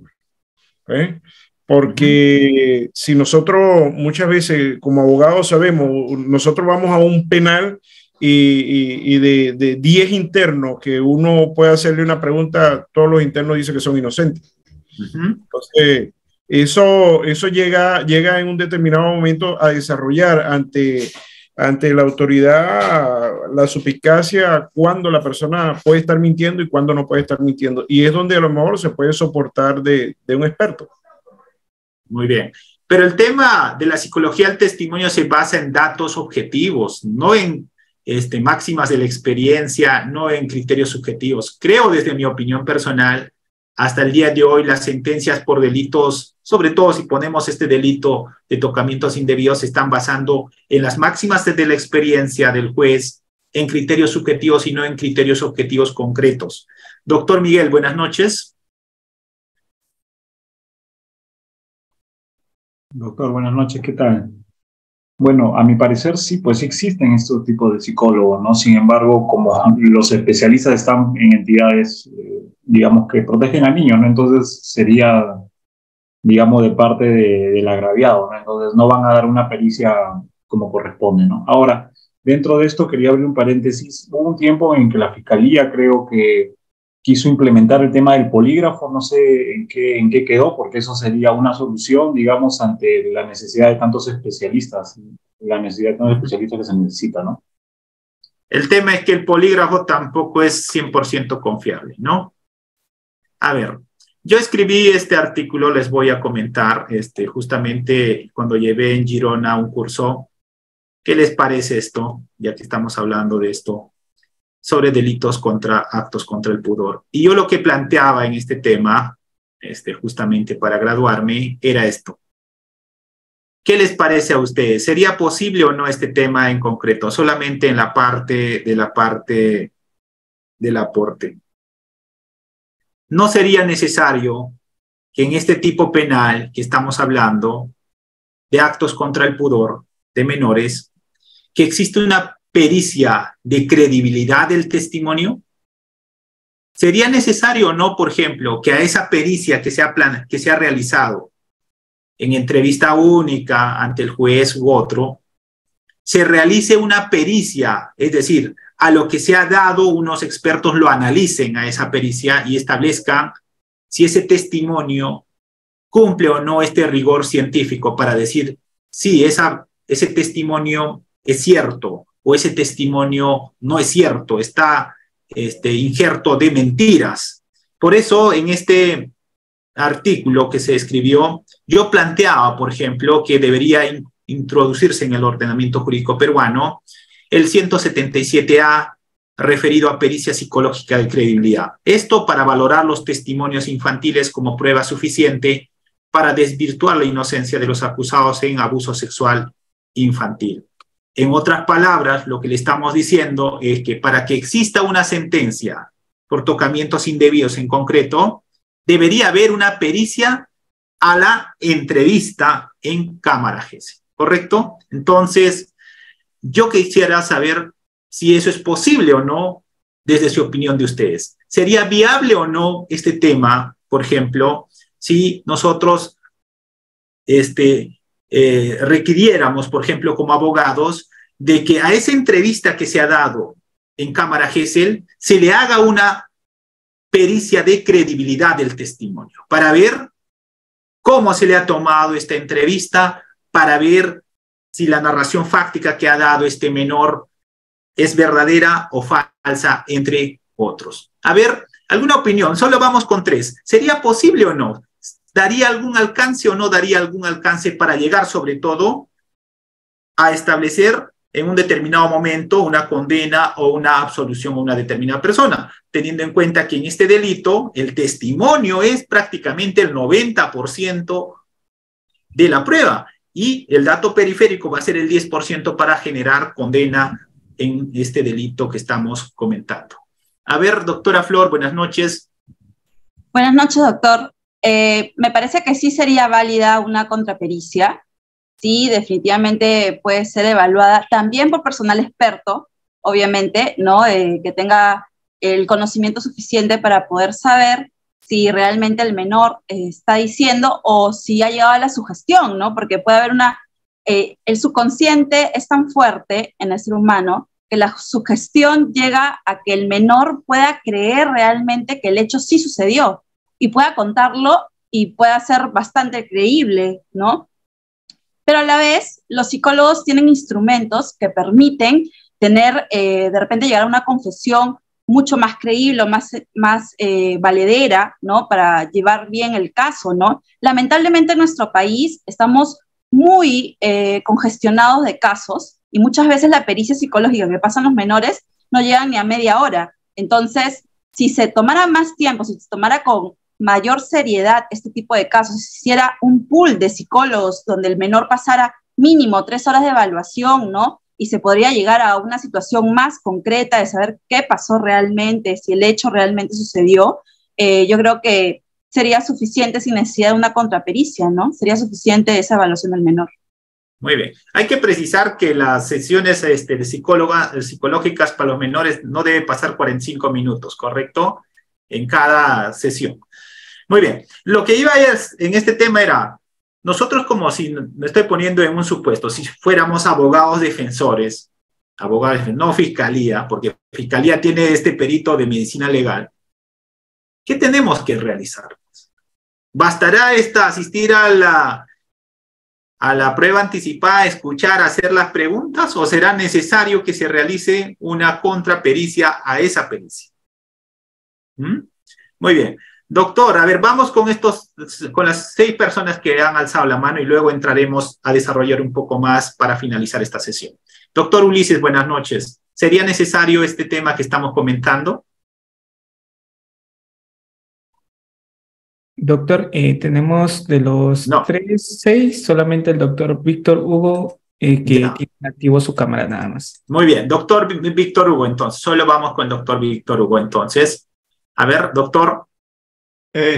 Con la finalidad de que el juez tenga mayores elementos de juicio porque se trata de un delito grave y para no equivocarse el juez en las cuestiones de fondo, yo pienso que sería muy importante esta pericia, o sea, la contrapericia, con la finalidad de contrarrestar lo que se ha hecho en la Cámara Gesell. Porque muchas veces el menor, como usted lo refiere, es inducido por ciertas personas, puede ser por la padre, por la madre que tienen problemas, ¿no?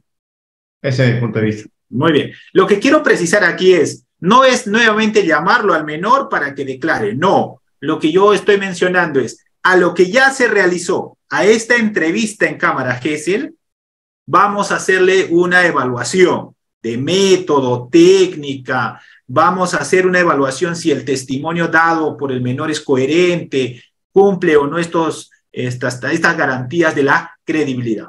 Y para eso no solamente desde la psicología del testimonio se menciona que debe ser una persona, sino opinión de 3 expertos en psicología del testimonio que evalúen esa pericia. A eso me refiero.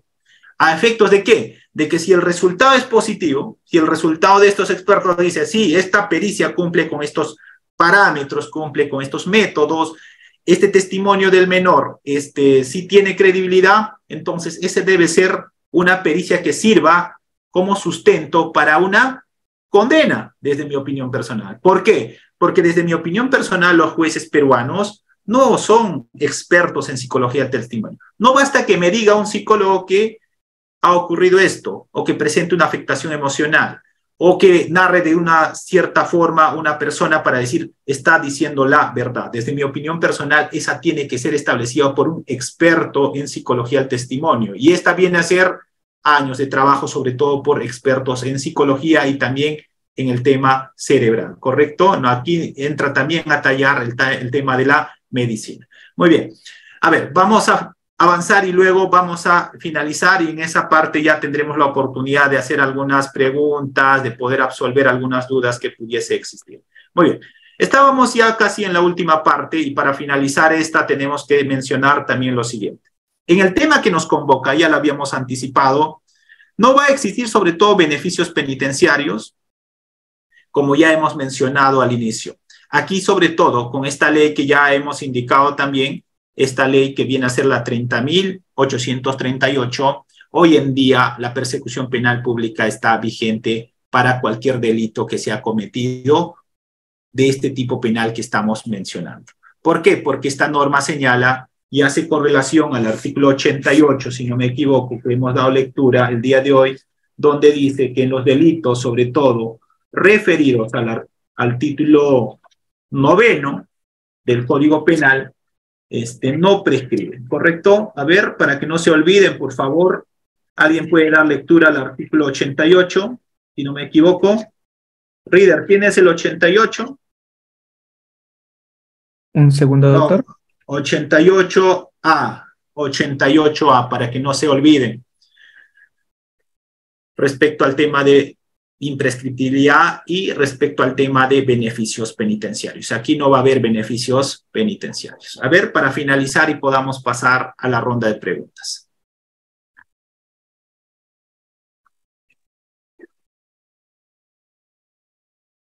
¿O alguien tiene un código? A ver, la doctora Claudia, buenas noches.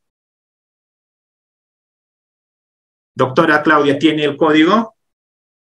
Artículo 88A. Doctora Claudia, ¿no se le logra escuchar? No se le logra escuchar. Tenemos a ver, doctor Roy. No, tenemos a la otra Arlet. A ver, vamos.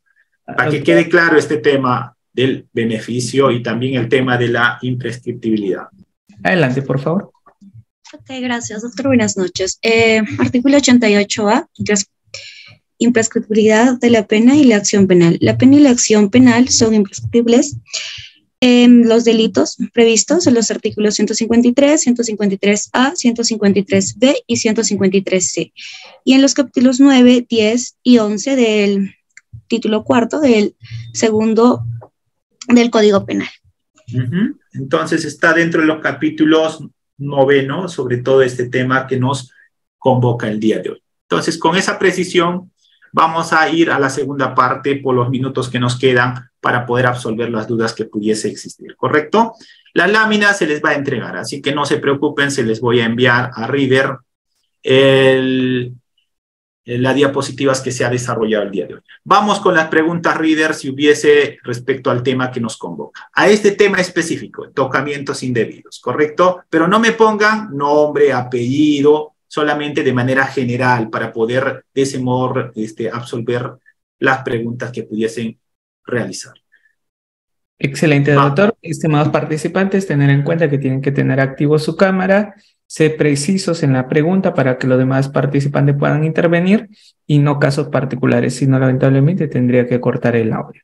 Damos pase al doctor Miguel. Doctor Miguel, adelante, por favor. Buenas noches. A ver, doctor Miguel, ¿se le escucha? Nuevamente le doy pase. ¿Cómo está, doctor? Buenas noches. De antemano felicitarlo por la exposición. Y la pregunta a propósito de lo último que usted participó va en el siguiente sentido. ¿Cuál sería el nombre adecuado que tendría que llevar la pericia de parte para poder oponerse a la pericia oficial y poder lograr No le escucho, doctor, bien, no le escucho bien. ¿Cuál sería el nombre adecuado que debería llevar la pericia de parte que se pueda oponer a la pericia oficial del Ministerio Público? A propósito del tema de testimonio. A ver, ¿me puede por favor repetir algo concreto su pregunta? O si no, usted escríbalo en el chat, no le escuché bien. ¿Ahora me escucha, doctor? No me estoy refiriendo a una pericia oficial, sino me estoy refiriendo a una pericia de parte. En concreto, lo que yo menciono. Lo que yo estoy mencionando es lo siguiente. Como abogado defensor, ¿qué podría hacer? Esa es la pregunta. Desde mi opinión personal, debería hacerse una pericia de credibilidad del testimonio. ¿En qué sentido? En que se analice esa pericia por un experto. No estoy diciendo que se haga otra pericia sobre esa pericia, sino se analice esa pericia, los criterios, técnicas, método, entre otros, y se establezca si pasa o no este filtro de la credibilidad del testimonio del menor. A eso me estoy refiriendo. A ver, con esa precisión, doctor, ¿cuál sería su pregunta?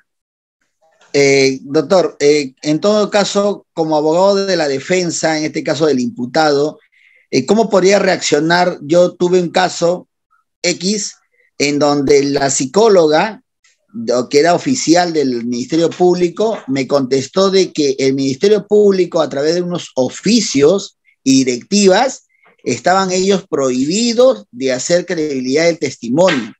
Credibilidad del testimonio no lo puede hacer en el país ningún psicólogo oficial del Ministerio Público, y me dio los números de directivas y de oficio que eran del año 2014, en la cual el Ministerio Público, obviamente de la Suprema, había impartido a todos los ministerios públicos de distritos fiscales nacionales de que estaba prohibido realizar ese tipo de pericia y que solamente que nos pase la directiva, doctor, pásenos la directiva para que todos tengan. El tema es que Fiscalía puede prohibir lo que la defensa puede pedir. No, pues es un tema de derecho de defensa. El tema es que no tenemos recursos, ¿correcto? Si tuviéramos recursos, Fiscalía, si tuviéramos recursos, tuviéramos nosotros expertos de esta naturaleza. Yo lo que estoy diciendo en concreto es, este tema es importantísimo para todos los delitos sexuales, violación sexual, y en este tema en concreto también lo que estamos indicando, tocamientos indebidos. ¿Por qué? Porque la prueba madre va a ser el testimonio, en este caso en concreto, del menor. Y para evaluar si ese testimonio es veraz o falso, ¿qué necesito? Que alguien me diga, un experto me diga, desde mi opinión personal, que me diga si pasa este filtro. Lamentablemente en nuestro país todavía estamos en decadencia. Por eso decía, ¿los jueces peruanos son expertos en psicología del testimonio? ¿Tienen esa capacidad de decir quién miente o quién no miente para decir, sí, con las máximas de la experiencia y con los conocimientos, puedo establecer que este testimonio sí pasa esta garantía para decir, acojo su testimonio y luego establezco como medio medular para la sentencia? Los jueces expertos, desde mi punto de vista, y los fiscales incluido, no estamos preparados en este tema y necesitamos prepararnos. Y necesitamos que el Estado dé más recursos, sobre todo a la Fiscalía, para que exista una sentencia objetiva, desde mi punto de vista, para aquellas personas que están siendo acusadas por estos delitos. Si no tenemos expertos en psicología del testimonio, podrá haber algunos casos donde personas inocentes sean sentenciadas por este delito. Porque recordemos que también hay menores que mienten. Incluso en psicología del testimonio se menciona que hay menores que pueden crear un mundo ideal que jamás ha ocurrido. Y esos temas tiene que establecer quién, un experto en psicología del testimonio. Muy bien, así que les invito a ustedes, matricúlense, lleven cursos de psicología del testimonio. Es importantísimo ese tema. Vamos con Nicolai Villegas. Buenas noches, doctor. Buenas noches, doctor. Me quedó un tema en el limbo y me trae preocupación en la doctrina peruana. Era respecto a la consumación del delito de actos contra el pudor o tocamientos indebidos a menores de edad, el que estamos tocando, evidentemente. ¿Cuál es el tema? El tema es que dentro de la doctrina peruana me parece que hay una confusión. Bueno, acá yo lo tengo claro repasando unas cuantas bibliografías. Bramont Arias, García Cantizano, Villestein y Antonio Bascuña Valdés, chilenos, en concordancia también con los juristas argentinos que vendrían a ser Soler, Núñez y Zaffaroni, concuerdan que el acto no van a analizar cómo es que yo te toco, sino si es que cierto acto tiene connotación sexual. Y segundo, la consumación. ¿Qué están entendiendo por consumación en esta clase? Me parece un poco peligroso, porque ¿cuándo se consume el delito de actos contra el pudor? Según tengo entendido y según la doctrina y la dogmática penal, nos establece lo siguiente: el acto libidinoso, el acto contra el pudor no se consuma cuando uno logra satisfacer su necesidad sexual o su líbido. Por lo contrario, el acto se consuma al momento del tocamiento sin necesidad de que el agente delictivo pueda satisfacer su ánimo sexual. Entonces, esas dos preguntas, doctor, ¿qué se está entendiendo por tocamiento y por consumación? Ya, el tema es que en la doctrina nacional, igual que lo que ha mencionado, existe discrepancias, pero la doctrina dominante señala que debe haber un acto de satisfacción sexual. En este tema en concreto que estamos desarrollando, tocamientos indebidos. En nuestra doctrina tampoco hay una sola corriente que mencione que basta el tocamiento para la consumación, sino exige Si pusiéramos como ejemplo tocar y que exista esta satisfacción sexual por parte de la gente para que se pueda materializar. Ese tema es dolo, y ese tema doloso tendrá que probar Fiscalía en el caso en concreto. Muy bien. Siguiente. Henry, buenas noches. Buenas noches, doctor. Sí. Tenía una consulta de un caso particular. Por ejemplo, un sujeto es denunciado por la madre por su pareja, que había supuestamente había abusado sexualmente con tocamientos de su menor hija cuando tenía 7 años. Pero ella hace la denuncia cuando la menor tenía 14. Entonces se retiran de la casa y no le entregan sus bienes como tocar, sus bienes de carpintería, tiene un taller y todo eso. Y al día siguiente incluso hacen otra denuncia con la otra hija, con la otra hijastra, porque eran hijastros eran, ¿no? El caso de una es archiva, ¿no? De la de 16 años, porque habían ocurrido los hechos hace 6 y 8 años aproximadamente. La de 16 años refiere que fue cuando estaba durmiendo y sintió que le tocaron las piernas. Eso fue todo. Entonces, por ahí se archivó. Quedó el otro caso de la menor, por delitos de actos contra el pudor, como le mencioné.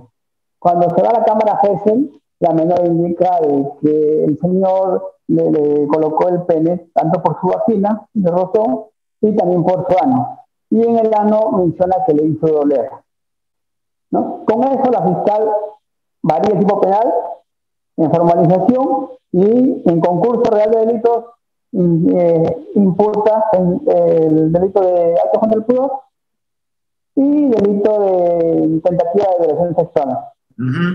Para usted, su criterio, ¿se podría observar esa imputación respecto a la tentativa de violación sexual? Si en el reconocimiento médico legal sale actos contra la natura intacto, no hay ningún tipo de... Claro, pero el tema es que en ese caso en concreto, se intentó ya introducir el pene, va a ser tentativa de violación sexual. Claro, el tema es, para precisar, lo único que no puede variar en el proceso penal es el hecho fáctico. Y el hecho fáctico, como estamos mencionando en esta clase, se genera en esta entrevista en cámara Gesell. ¿Correcto? Ahí tendrá que haber dicho el menor si le tocó o intentó introducirlo el pene como usted está mencionando. Si intentó introducirlo el pene, ya no vamos a estar en actos contra el pudor, en este caso en tocamientos indebidos, sino en tentativa de violación sexual. Muy bien, eso va a depender muchísimo entonces del relato. El otro tema, en este delito, cuando se denuncia después de un determinado tiempo largo, pongamos 1, 2, 3, 5, 10 años, va a haber un tema lamentablemente de insuficiencia probatoria. ¿Por qué? Porque para creer esta versión de la menor, va a haber varios factores que pueden haber influido. ¿Qué pasaría si una menorcita dice, a mí me ha tocado cuando yo tenía 8 años, pero ahora yo tengo 20 y quiero denunciar? ¿Cómo evaluamos que ese testimonio que menciona después de más de 10 años tiene verosimilitud? Que es verdadero esa data, que es verdadero ese hecho, después de 10, 15 años. Por eso el aspecto probatorio es trascendental en este tema y por eso urge que exista expertos en psicología del testimonio. Doctor Omar, buenas noches. Doctor, mi pregunta es la siguiente. Me disculpa, yo no soy del Perú y estoy fuera de...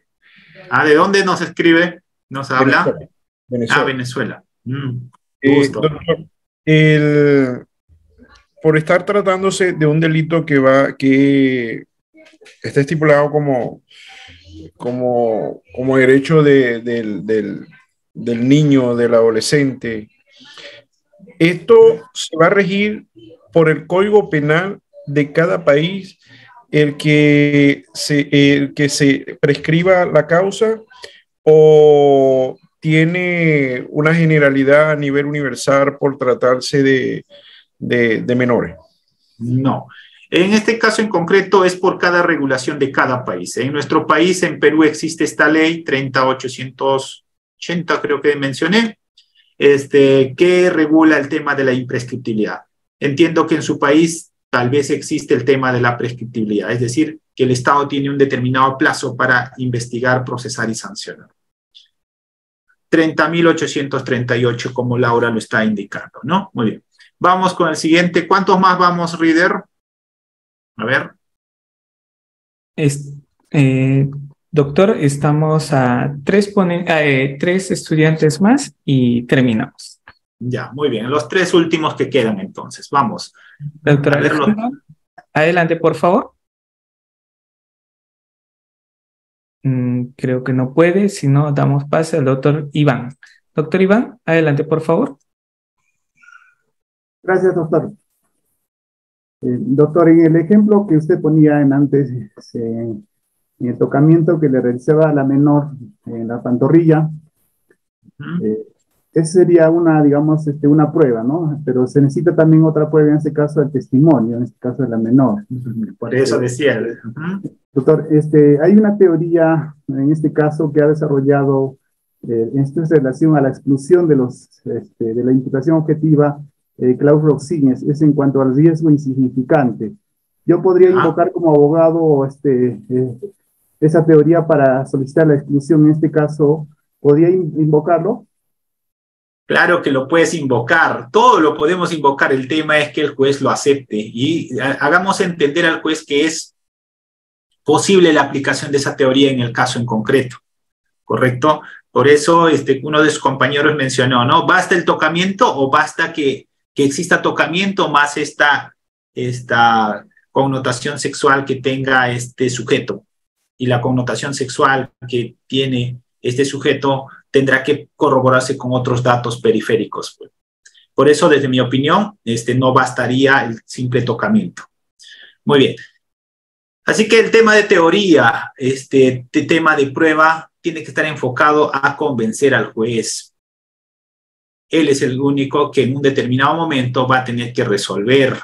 Pero en el fondo, como he mencionado, todo va a depender del testimonio, en este caso en concreto. Muy bien. Vamos con alguien más. A ver, con Jorge, buenas noches. ¿O con quién? No le escucho. ¿Quién sigue? Buenas noches, doctor Alex. Sí. Buenas noches. Sí. Ya, doctor, es la siguiente pregunta. El caso de, por ejemplo, tocamientos indebidos a un de edad de 16 años, que previamente con el presunto autor habían coordinado para encontrarse en un domicilio, el cual luego a través del teléfono celular facilitó el presunto agresor a ella, a la agraviada. Esta comunicó a su mamá que se encontraba en dicho domicilio y la policía entonces fue y sorprendieron, pues, ¿no? Entonces la mamá ha denunciado al presunto agresor como el tema de tocamientos indebidos y han incautado el celular para verificar de la comunicación previa que ha habido entre la menor y el presunto agresor para justamente coordinar el encuentro en ese domicilio, pero claro, antes previamente recogerla, pues, ¿no? A través de un taxi. Ya te han narrado en este caso, el celular podría ser utilizado. Sí, aquí lo que quiero que me digas es, en concreto, es, ¿la menor qué edad tenía? Alex, buenas noches. ¿La menor qué edad tenía? Tenía 16, creo que escuché. Sí, 16 años. 16. No, pues, si la menor tenía 16 y prestaba consentimiento, aquí no va a haber el tema de tocamientos indebidos. Estamos hablando, sobre todo, el bien jurídico protegido es indemnidad sexual, ¿cierto? Y aquí, para las personas mayores de 14 años, existe libertad sexual. Y dentro de eso, desde mi opinión personal, en ese caso de los 16 años, si ambos manejaban redes sociales, se comunicaban, no va a haber este delito, desde mi opinión personal. Segundo, ¿que puede incautarse el celular? Sí, se puede incautar. Se puede hacer la pericia de extracción de información, de mensajes, WhatsApp, conversaciones. Sí, pero si la menor ha prestado consentimiento a esa conversación con esta persona que tiene más de 18 años, desde mi opinión personal, no se va a configurar el tipo penal que estamos mencionando el día de hoy, el artículo 176A del Código Penal. Vamos, ¿con quién más? A ver. Estimado Jorge, adelante. Sí, doctor, buenas noches. Buenas noches con todos. Doctor, una consulta breve. Hay un caso particular, bueno, donde la menor tiene 14 años, bueno, y aquella que denuncia es la mamá, ¿no? Porque supuestamente la menor le informó a la mamá, pero bueno, dice que supuestamente el profesor la habría besado a la fuerza en la boca a la menor bueno, no en este caso, ¿no? Entonces, mi pregunta es, basta solo con la sola aseveración, ¿no? De que se haya querido forzar el profesor a la menor. No le escucho. Porque no, la no versión, basta, ya vamos a resolverlo esto. No basta, doctor. A ver si me escucha. ¿Me escucha, doctor? No basta la declaración. Ya, muy bien. No basta la declaración del menor. Estoy mencionando, tiene que haber dato periférico que corrobore ello. Claro, el punto central, la prueba directa va a ser testimonio del menor. Por eso decía la importancia de la credibilidad del testimonio del menor. A partir de ello tendremos que obtener datos periféricos que corroboren ello. En este caso en concreto que dice el profesor le besó a la alumna, habrá que ver, pues, existe testigos, en qué contexto se dio, existe o no algún dato periférico que corrobore esa versión. No, le besó en la hora del receso, en la hora del recreo. ¿En el salón existía algún alumno? ¿No había nadie? ¿Le citó el profesor? ¿Le llevó a algún lugar específico? Todo eso tendrá que ser dato periférico para corroborar el hecho fáctico. Muy bien. Finalizamos entonces con la doctora Nilda. Doctora Nilda, buenas noches. Buenas noches. Buenas noches, doctora. ¿Me escucha? Sí. Buenas noches, doctor. Quería hacer... Sí. Sí, ¿me escucha? Sí, adelante, doctora. Ya, sí, lo que quería es, usted nos estaba diciendo que el testimonio de la menor tenía que ser verificado por otros medios probatorios, ¿no? Dígame, perdón, más que nada tenía dos preguntas, pero primero quiero hacer la primera, que de repente no puedo hacer la segunda. Si es que el testimonio de la menor es para verificar si tiene un daño o no, y también para establecer la reparación civil. Entonces, cuando la niña no tiene el daño, ¿no? Cuando la niña no tiene afectación, entonces, ¿cómo se podría entonces calcular una reparación civil? O en todo caso, si es que lo que sucede en la práctica es que si la niña tiene afectación, lo toman en cuenta. Y si la niña no tiene afectación, no lo toman en cuenta. No, ahí al parecer no hay una especie de objetividad. No es así, doctora. El tema de la afectación que pudiese sufrir o no la menor es como un criterio más para poder establecer la reparación civil. ¿Correcto? Estoy mencionando, no todas las personas que son agraviadas en este delito van a presentar afectación emocional o daño psíquico o psicológico. ¿Correcto? No, va a depender a diversos factores en este caso en concreto.